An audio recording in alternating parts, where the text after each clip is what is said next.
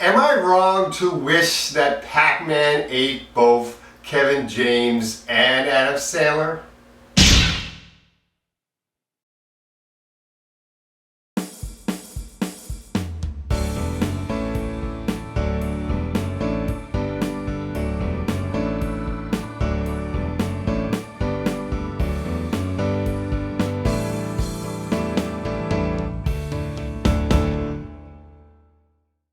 Pixels, directed by Chris Columbus, the man that directed Home Alone, a couple of the Harry Potter films, and now this Happy Madison garbage.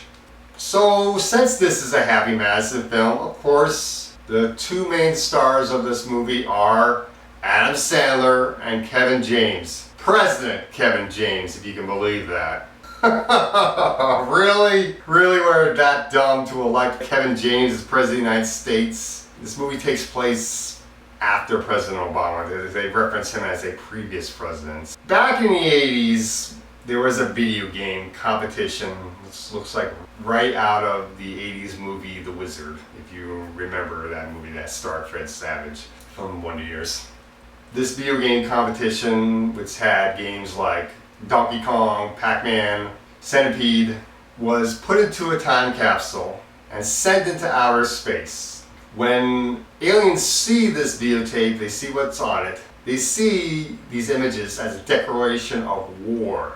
They make the video game characters come to life and send them down to attack us in the year 2017. Donkey Kong's attacking us, Pac-Man, Space Invaders, Galaga, Centipede. Our only hope is to call on these video game busters, Adam Sandler's character, Brenner, Peter Dinklage, who's named Eddie in the movie, Josh Gad's character, and President Kevin James later on joins the group, as well as the creator of Pac-Man. And since we want to compare this to the Ghostbusters, yes, this movie does rip off Ghostbusters a lot. We got a love interest for our Peter Venkman, our Adam Sandler. Michelle Monaghan plays that love interest, and of course they have no chemistry. This movie was so bad. There's also a Slimer-like character in the movie. Q-Bert is the Slimer-like character in this movie, if you want to compare this to Ghostbusters. This was just not a good movie. The acting was not good. The chemistry of all the actors was just not good. I want to call it chemistry. There was really not that much chemistry in the movie.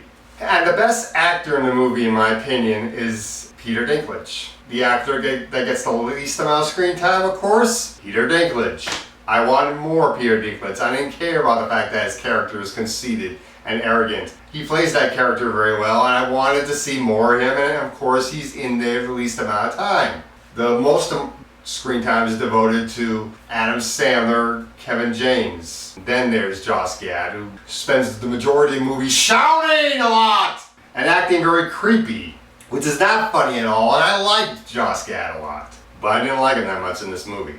I really didn't like this movie, and I should, because it's got a lot of 80s references, so I'm clearly the target audience. I'm from the 80s, so I should like this movie, and people my age or people in their late 30s or something like that. Basically, we should like this movie, but I didn't like this movie. And kids these days, a lot of these references are going to shoot right over their heads. They're not going to recognize Centipede or Galaga. They may recognize Pac-Man, Donkey Kong, and Mario, but they're not going to recognize Max Headroom. They're not going to recognize Fantasy Island. There were a couple of 80s references even I didn't recognize. I didn't recognize a video game character that looks like a bunch of ninjas. I didn't recognize them, and it took me a little while to recognize Hall & Oates. I should be able to recognize all these characters, but a couple of them I didn't recognize, and the references sometimes feel a little bit obscure and don't seem to blend in very well with the story at times. This movie was just not done right.